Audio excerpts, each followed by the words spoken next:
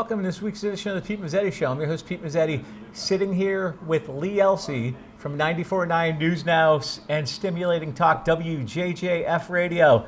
Mr. Elci. What's up, buddy? What's up, pal? How are you, pal? How are you? Good. How are you? I'm doing all right. Long time no see. I'm happy to be here. Well, thanks for coming down. Doing research for today's show. Yeah. By the way, is it going to be a gotcha show? No. Yeah, you're gonna dig some dirt out No, of there's no dirt digging. There's no skeletons coming out of your closet. No, we're good. We're good. Come to find out, you played baseball. I did. Lots of it. Was it professional? Were you minor league? Tell us about it.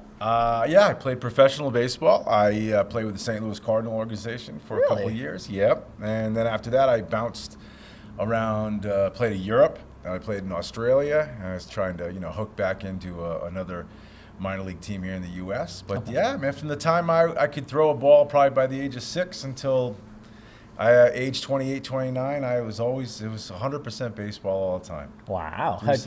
How'd that happen? It's funny. I was a little fat kid. Okay. Right? All right. And so a little fat kid that got picked on in the neighborhood, and then all of a sudden, we chose up teams one day, I think, and the best way to explain it, they put a bat in my hand, and then I was able to hit the ball better than anybody else. So there you go. I got a lot of friends that way, and then one thing led to another, and I was a baseball player from then on. Yeah. I loved it. I still love it. Yeah? Yeah, man. Absolutely. Yeah. I'm sure you learned a lot. And I'm sure you were on the road a lot too. Oh yeah, which probably is no fun. Long bus rides, sure. College had long bus rides. Pro baseball had the longest bus rides, 14, 15, 16 hours on a bus. Not fun. No, definitely not. No. So where'd you go to college? I originally went to Clemson University. There you go. And then things didn't really work out for me there. I was an 18-year-old with maybe thought he was a little bit all of that and then some. But then I ended up going to Old Dominion. Oh, there you go. Yeah. All right. Yeah. All right. Yeah. So then you came back to Connecticut? Came back. Well, I signed with the Cardinals out of Old Dominion, and I went to play baseball. The first team they sent me to was in Canada, then St. Petersburg, Florida, then Savannah, Georgia, then Springfield, Illinois. So I bounced all over the place. Oh, wow. Yeah. And then, like I said, I ended up going to Europe for a little while and Australia at the end. Now, I'm sure baseball in Europe and Australia are probably a little bit different than they are in the States. Can you maybe tell us a little bit about that? Sure. When I first went to the Australia League, I went to Europe first. So I played in Amsterdam, Holland. Okay. At the age of 26, single man in Amsterdam is dangerous. There you go. Right? So there you go.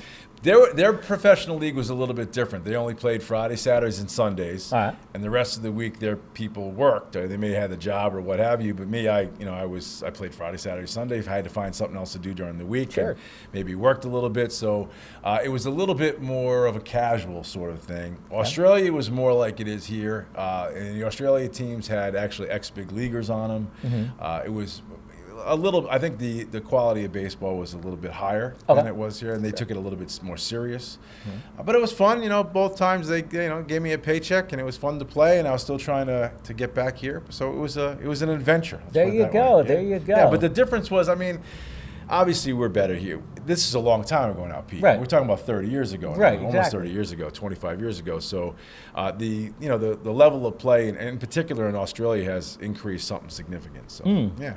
Absolutely, yeah, absolutely. Man. And I'm sure playing when you played in the States, that was always a lot of fun. But that involves probably some traveling as well. Oh yeah, listen, I was on the road all the time. Again, I didn't mind that so much. I went to school in Virginia. Right. I played baseball, Florida, Canada. I actually played in Alaska.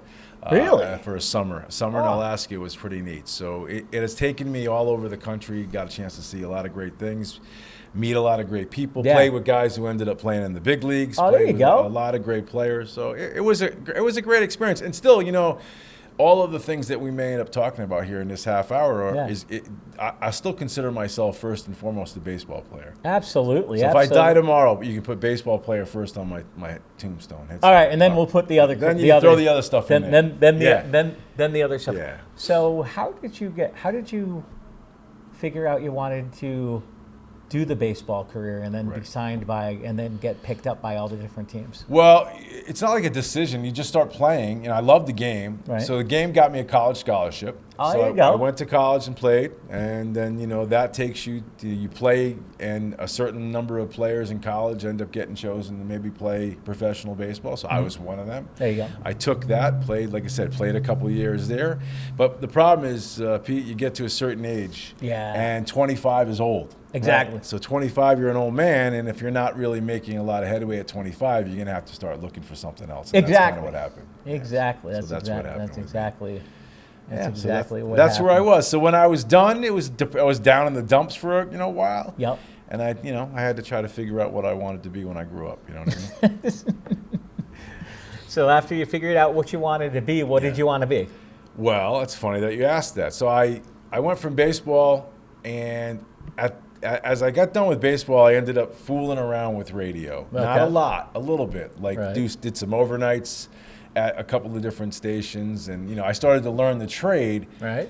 But I really didn't take it seriously. And I ended up, the next phase of my life, believe it or not, is I became a professional actor. I lived in New York City, and I got a regular gig on a soap opera for a little bit. Really? Which one? I was on As the World Turns. I played the bartender in this certain bar, so I was used maybe Really? 6 or 7 times a month. Really? Let's talk about the acting career. All right. Talk about that. What do you want to know? Well, what do you want to tell? What do you want to tell us?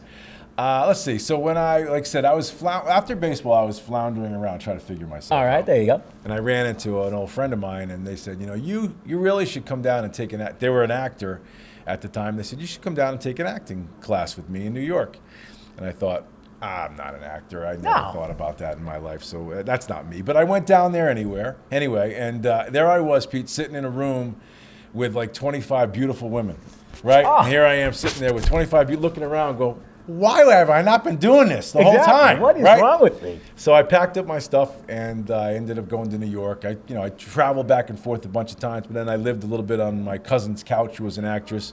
Oh, there you go. And you knock on doors, you go to auditions, you try hard, and eventually I was able to secure something. But it just, it just didn't pay enough to really pay the bills and make a lot of headway, and so I did that for like 4 or 5. I still go if I get a call for an audition. I'll still go. Right. You know what I mean? I was in a movie not last year, the year before, with one of the Bond villains, Robert Davi. I was down there in New York with him. So every once in a while, I'll still get cast in something. Really? Yeah. How was that? It was great. I love him. He's a great guy to work with. He's Is a good he? radio. He's got his own. He's a national radio guy too. So, Oh, okay. Yeah.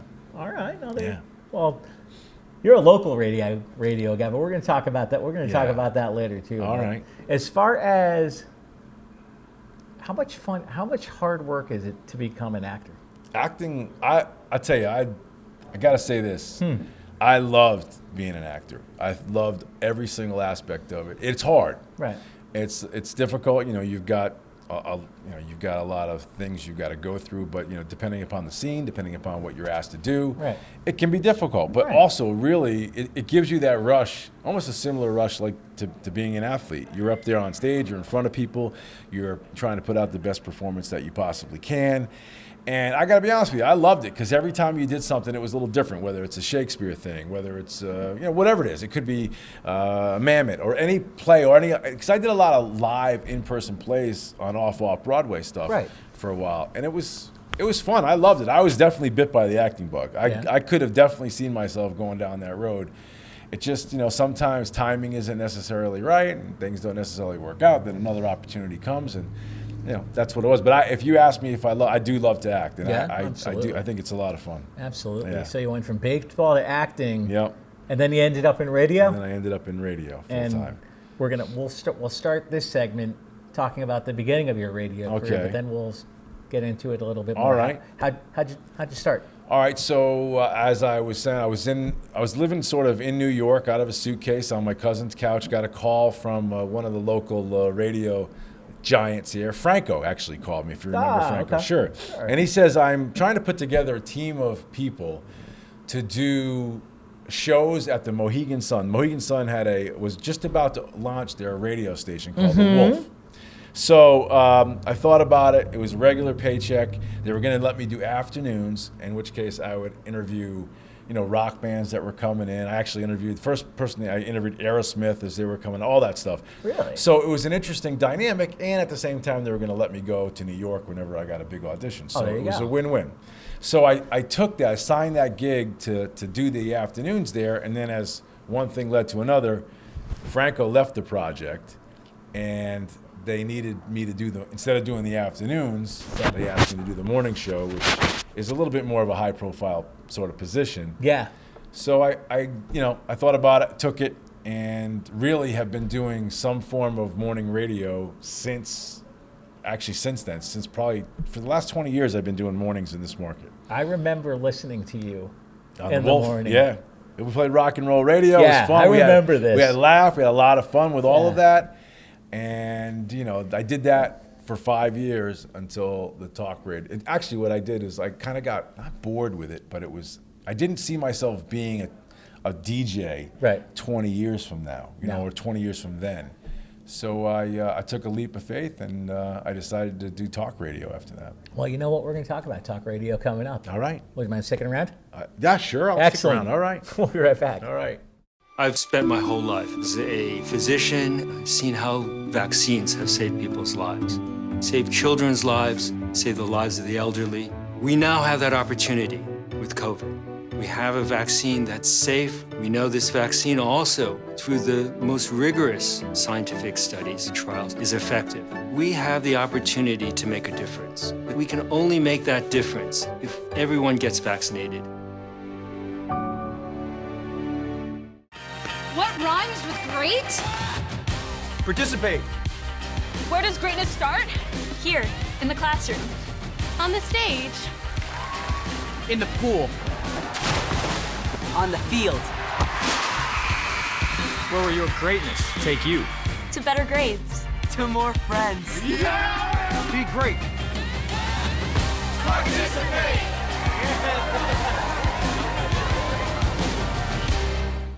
Welcome back to this week's edition of the Pete Mezzetti Show. I'm Pete Mezzetti, sitting here with Lee Elci from 94.9 News Now, WJJF Radio. Mr. Elci. Yes. Welcome back. Thanks. Thank you. I didn't go anywhere. Oh, yeah, me either. we're still here. We actually have to mention that we're here. Yeah. But it's Sunday afternoon, but we're not in my studio. Yeah. We are actually secluded in the lounge in Old Saybrook, Connecticut at Luigi's Restaurant. So we want to thank Lenny DeBella for letting us come into his lounge and hang out for a couple hours and do the Pete Mezzetti Show. We want to thank him. And also, Lee, Yes. we talked about morning radio. Yes. Actually, we talked about afternoon radio Yeah. before the break. Yeah. And then you switched to morning radio? Well, they originally asked me to do afternoons, and Okay. then things fell apart for the morning show. So they said, "Well, we need a morning show. Would you consider doing it?" Yeah. And mornings. The dynamic about mornings, obviously, it's the most listened to time by far. Absolutely. Because people are going to work, people are in their car. That's and that's the time you have to put on more of a show, right? You've got to be more creative. You can be funny. You can have a lot more, space to do your thing. So I did that for, 5 years. We created content. We had some laughs. We had a couple of different, different segments that were funny. People seemed to like them. Yeah. But at the end, I was there for 5 years doing the mornings. And you never get used to getting up at 4 o'clock in the morning. That's No. the worst part of mornings. Absolutely. Anybody who ever does mornings will tell you that. No matter what happens, No, getting up yeah. at 4 o'clock is still the worst. But Absolutely. at the end of that 5-year run, I was getting not like I said before the break, not bored, but I was getting to the point where I'm like, can I be doing this when I'm 50? Am I still going to be? And I guess I could, but let's put it this way: an opportunity opened up at a station that was going to try something new, which was FM talk. Okay, so. Long story short, I wound up getting that gig to do the FM talk. Okay. And I gave me the offer. I took it. Now, I took it without really much experience in the world of political radio, right? So I began to read everything I could, watch everything I could, listen to every single talk radio host, whether it's Savage, Rush, anybody, Bill O'Reilly, Right. all these people I spent, every waking hour of the day listening to them, not to steal their stuff, but just to sort of learn. Right. Right? And you went from sort of zero to to 60 miles an hour, where you now have, as a talk radio show host, as a political talk radio show host, you now have to know everybody. You have to know every player in the game, all the senators, all the Congress folks, all the state people, everybody. And it's a long time to get to that point where you know all those different people. But it really it sort of takes over your whole life, Pete, right? So you're like, there's no more real free time. Even to this day, I feel guilty about, like, if I'm going to sit down and watch a television show, I'm thinking to myself, what am I missing? Right. What am I missing on news? Because tomorrow someone's going to ask me, hey, Lee, did you hear this? And if I don't hear it, then I look like a dummy.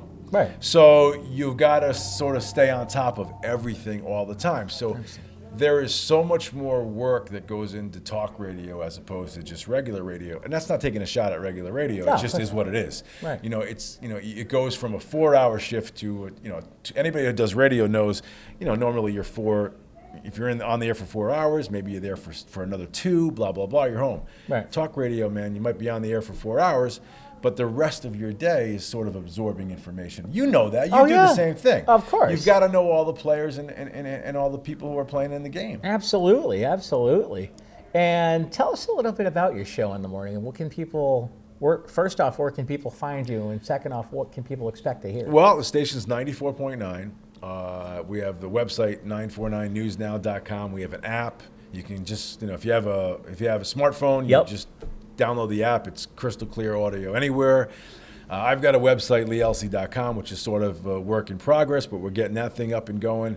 But basically, my show is I try to be fair. I'm conservative, Pete, but I'm not right wing. No. I am, I believe in the environment. I believe but I believe in certain things that would maybe the left side of the aisle might think strongly about. So I try to be fair. I try to think I do what's right. And I bring on anybody who's willing to come on. Now, more often than not, Democrats stay away from me because we don't necessarily agree on most issues. No. But some do come on. Right. And it's always, I think it's a fair conversation. So that's sort of what I do. Mostly it's political talk, but I like to have fun too. I got a lot of great guests that come on. Maybe during the course of the week, I have maybe 20 regular guests that have certain segments at certain times, like staples of the show, whether it's Rob Simmons, former congressman's a regular. I have people from the Heritage Foundation. I have people from the Mohegan Sun and Foxwoods. I have local people. I have Mike France, the state rep, is on all the time. I have a lot of folks who come on all the time. Paul Formica, who you've had on absolutely. comes on all the time. So those folks Pete are Mezzetti even shows up every once in a while. Every once in a while we get Pete Mezzetti on. That's right. We want to go high class. We bring in the big guns. Every once in a blue moon, Pete Mezzetti shows up, and that's always correct. That's always fun to see you. And I understand your studios where you guys are absolutely beautiful. Ledyard Kennedy did a nice job. Sure, we're actually thinking about making a bigger space. Oh, really? Like and now everybody's working from home, right? Yeah. I would like to build my own studio at home. If I had your money, I'd do it. Exactly. You know what I mean? I know. You know what I mean? If I had my money, If I had your money, I'd burn mine. There you go. There you go. Have you seen Senator Formica? I have seen. I see him every once in a while. Sure. I haven't talked. I've talked to him. He's he's getting ready. Obviously with this time of year, we're a year away from the next election cycle. Yeah, that's right. And these guys got to start sort of ramping it up. The election's going to be hitting everybody really hard very quickly. Absolutely. You know He's a really nice guy. I like that guy. I like what about you? How come you don't do radio? Actually, I do podcasts. You do podcasts. Is that the new wave? Yeah. Is that going to take over my job? No. You don't think so? No. You think we can share the space? Of course we can. All right. I was just curious. I think a lot of people.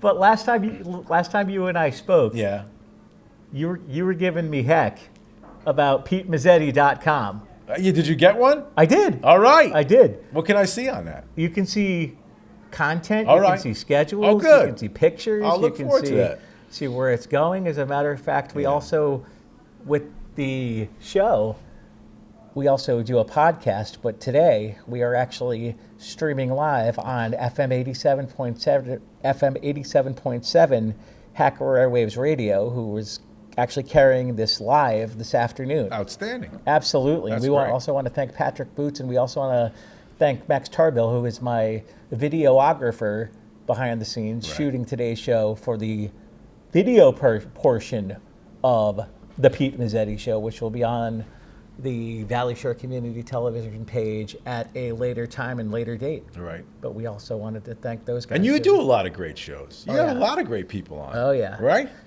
Somebody said to me the other day that they would die to have Pete Mezzetti's Rolodex. They would die. I believe you're probably right about that. Absolutely. You're plugged into the power people. Absolutely. Right? Absolutely. No, things are. Who's the most memorable guest you've ever had? Lee Elci. No, that's weak. No.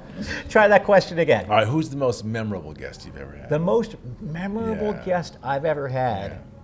I would say, is Dr. Henry Lee, Oh, the wow. forensics expert. That must have been something else. He was on with me last Okay. right before the pandemic, and he says to his assistant, anytime my friend Pete Mezzetti calls to book me on his show, Outstanding. clear my schedule. Outstanding. Clear my schedule. That must have been a hell of an interview. Oh, that was. And that question. That was a great interview. It's unfair for me to ask you that question because you know what happens, and you know this because Yeah. you've done a million interviews. Right.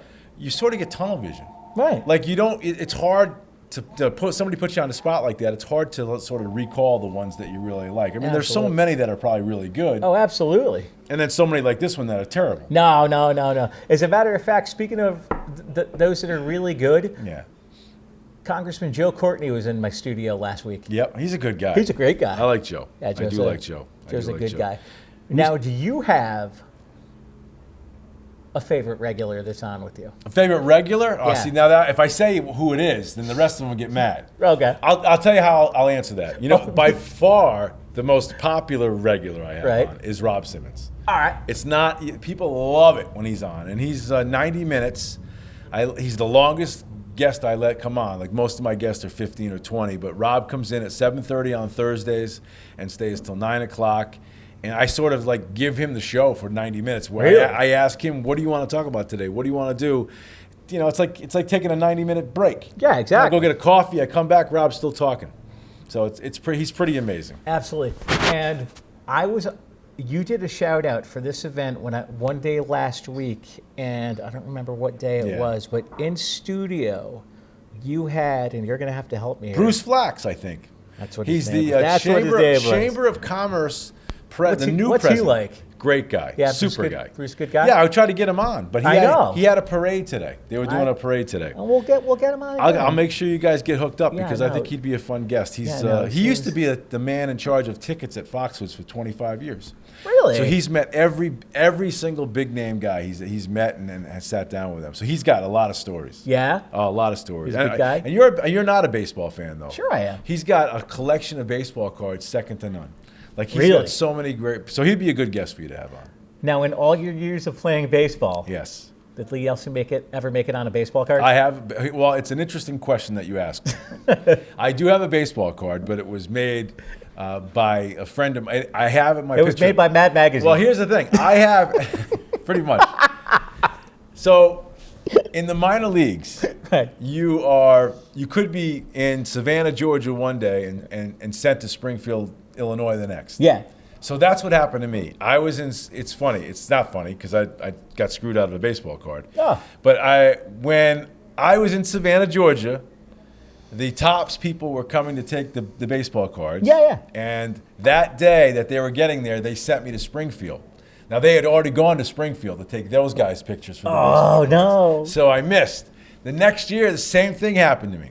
So I have a check at home from Tops that they send you. They send you a check for $5, and that's your commitment for them to take your baseball card. So I don't have a technical official baseball card, but I do have the check that they sent me.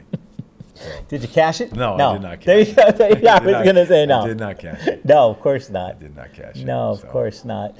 So, your show does well. Show does good. We have been climbing up the ratings board. We were #1 in all our demographics. All right. Last go around, which was really great, which Okay. is usually surprising for a talk show. Talk shows usually don't get to that position, but yeah, we did good. We did. I hope people tune in because it's a different kind of show. It's not all political, but No. it's fun. If people want more information on Lee Elci's show, where are they going?